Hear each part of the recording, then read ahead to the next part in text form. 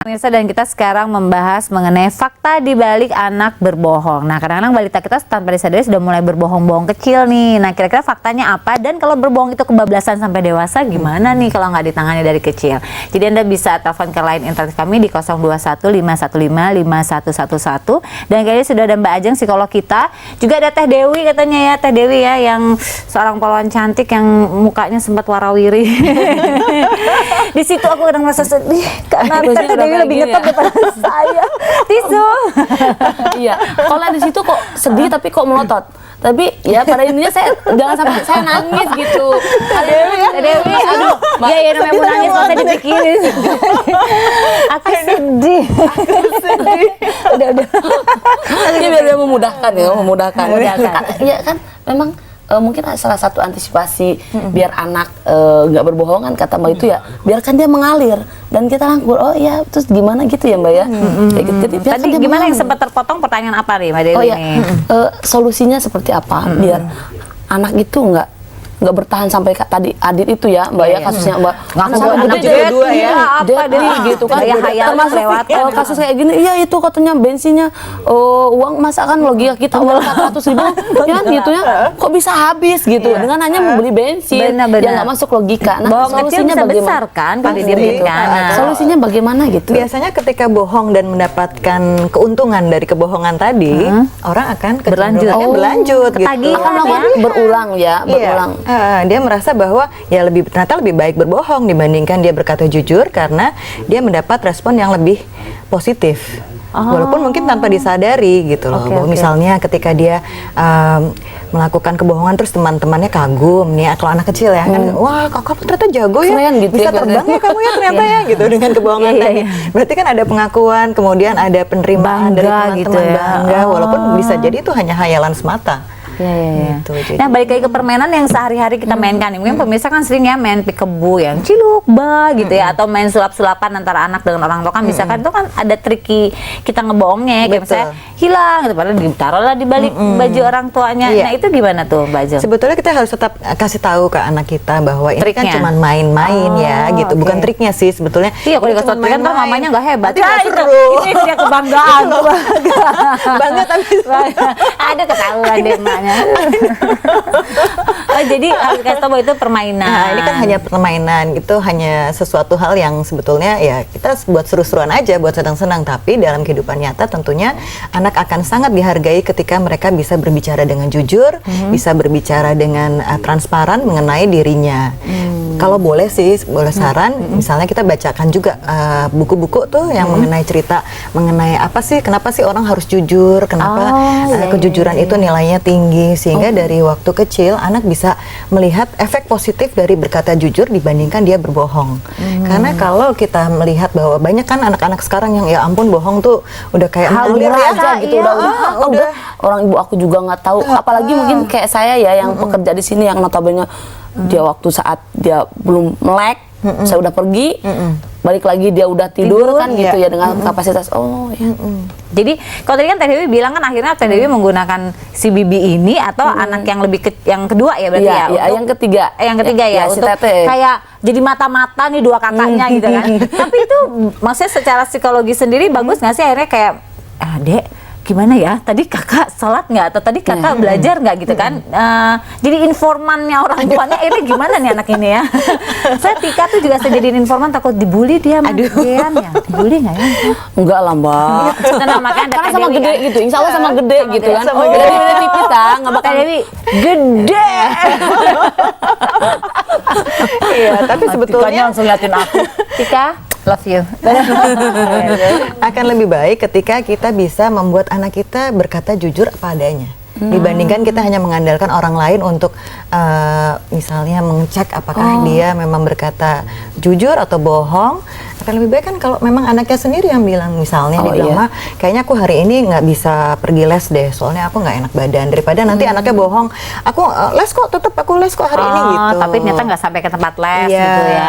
Jadi sebenarnya kalau gitu respon orang tua juga ya Teh Dewi ya. Misalnya nih anak mau bilang nggak les gitu, karena orang tua gini kan, nggak boleh. les, Iya. pokoknya kamu tuh les gitu. Tapi kita sebagai orang tua mungkin harus mulai ada empati ya. Betul, Dengan itu alasan benar anak sekali ya? Intan, bahwa ketika respon orang tua berlebihan terhadap sesuatu hal yang menurut anak mungkin jadinya dia takut, lebih takut untuk bicara jujur dibandingkan karena dia tahu respon orang tuanya akan, wah kamu nih gimana sih, kamu tahu nggak kalau misalnya kamu tuh nggak pergi les nanti jadi begini-begini Jadi panjang udah gitu. rasa takut Iya. didahulukan gitu Iya, ya. Ya jadi- akhirnya dia udah aja lah, lebih baik Mendingan aku berbohong bohong aja aja, gitu. Karena gitu. kalau kita jujur pun dimarahin gitu Iya. kan, bohong apa lagi gitu Iya, ya. iya, iya. Jadi kemarahan orang tua yang mungkin berlebihan Iya. akan membuat anak sulit untuk berkata jujur pada orang tuanya. Nah, jadi kita sebagai orang tua nih harus mulai pintar-pintar nih pemirsa nih. Kalau anak jujur, walaupun gak enak didengar, kita paling gak rangkul dulu deh, hargai Iya, dia dengan kejujuran betul. dia sama kita, ya nggak? Iya. Kita masih akan bahas lagi mengenai fakta di balik anak atau balik kita berbohong. Nah, jangan kemana-mana, tetap di Nanti Kisah Ibu dan Buah Hati. Dan perbincangan kita semakin seru nih pemirsa, karena kita emang suka nggak nyadar kan kalau misalnya anak kecil bohong, kita kadang-kadang menganggap wajar namanya anak kecil. Tapi jangan salah loh, dari wajar itu kalau kata Mbak Ajeng, kalau dibiarkan bisa menjadi keterusan gitu Mbak Ajeng ya. Keterusan nanti kalau misalnya terbiasa bahwa bohong-bohongnya ternyata nggak apa-apa nih, tidak ada respons negatif kan dari orang. Oh ya udah aku terusin aja gitu. Jadi enakan kalau gitu ya berarti ya berbohong ya. Iya. Mungkin bisa berlanjutnya ke Teh Dewi nih. Teh Dewi kalau misalnya suka berbohong kan Teh Dewi di lalu lintas nih. Banyak alasan ya kalau ada nerobos-nerobos. Waduh, saya tadi pas saya beneran deh lampunya masih hijau. Kenapa sekarang jadi Warnanya merah? pink gitu, warnanya merah muda bu, merah muda gitu kan. Ibu, bener Bu, tadi saya lewat hijau. Ibu tangkap jadi merah.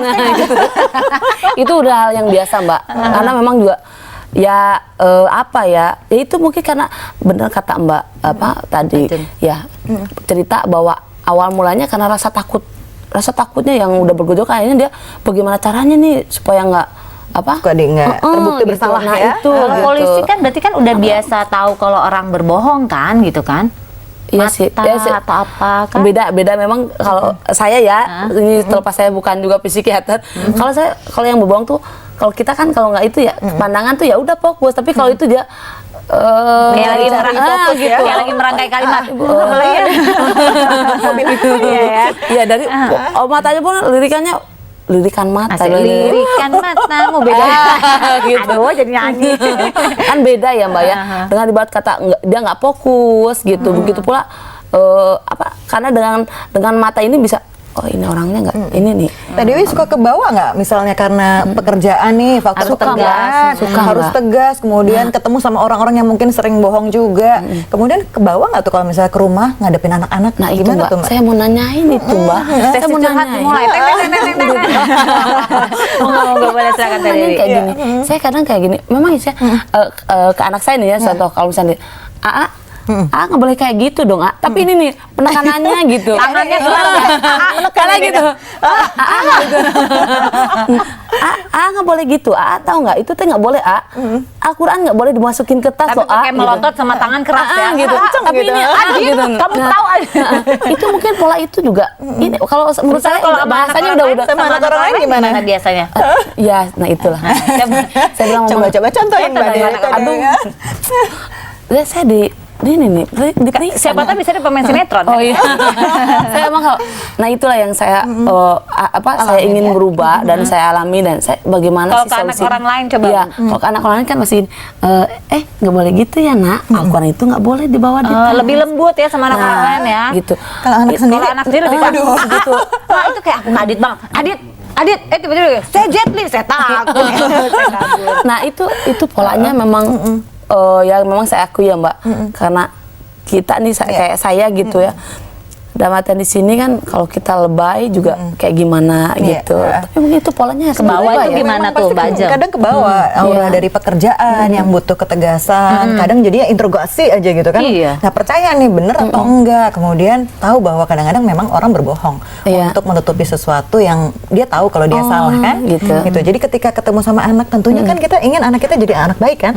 Mana ada sih orang tua yang Iya, pengen iyalah. anaknya tidak berbuat baik. Betul. Nah di situ saya terkadang Nah, sedih Mbak. itu. Kalau udah image-nya tuh orang tua Keluar juga nih dari situ. Ternyata saya merasa sedih. jelas loh, Mbak. Saya ulang awal cerita kayak gini juga. hits deh. Kata ternyata pola saya salah gitu ya. Karena saya bisa seperti ini pun ya. Anak-anak lah yang memotivasi kita kan. Mungkin mau kerjanya bidang apapun, akhirnya kita bisa menghadapi semua tantangan-rintangan itu. ya kita lihat orang-orang yang kita cintai. Saya berdiri untuk mereka, kayak gitu.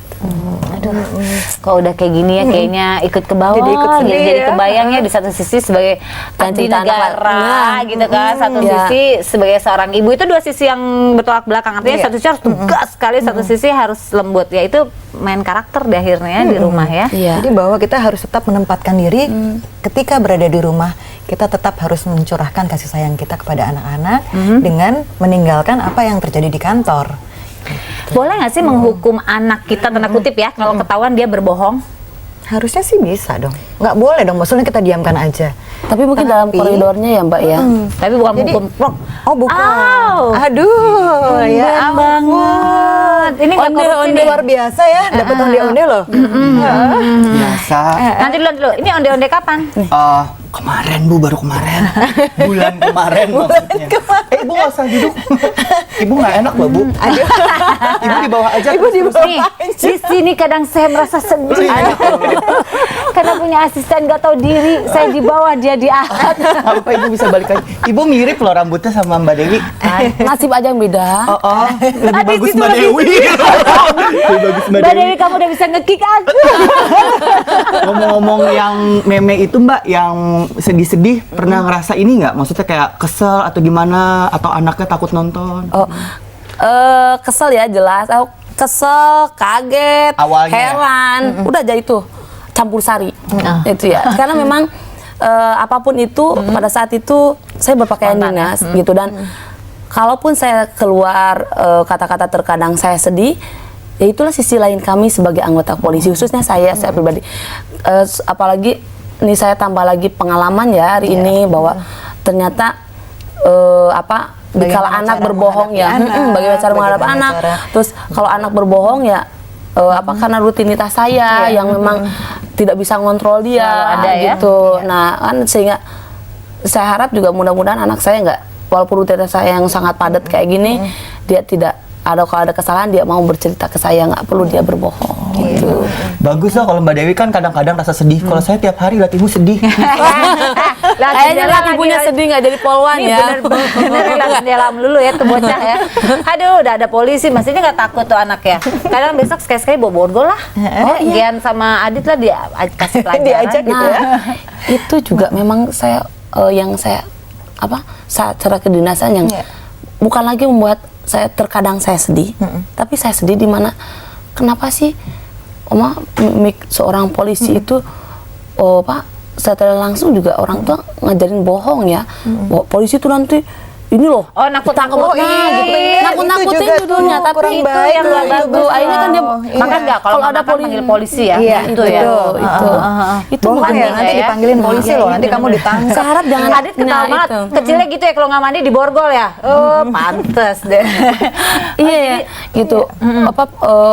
Jadi membuat image polisi juga image-nya jadinya jelek, yang akhirnya positif pada saat ya. itu ya tadinya kasusnya kayak tadi, kayak kata Mbak tadi, oh enggak Bu, tadi merah belum merah kok, entah itu masih pink atau apa gitu kan, atau hijau agak tuaan sih Bu gitu kan. Kayaknya itu jawaban dari orang-orang yang hati Iya, gitu ya. iya.